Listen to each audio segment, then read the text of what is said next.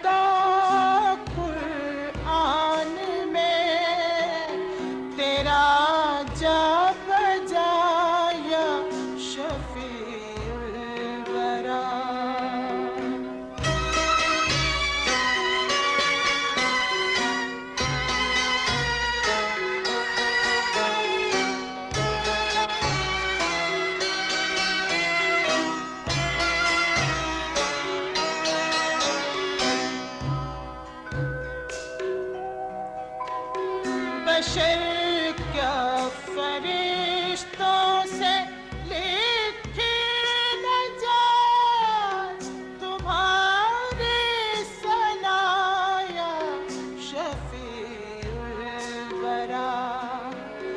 بلا لے مدینے میں اب لطف کو نہ در در پھر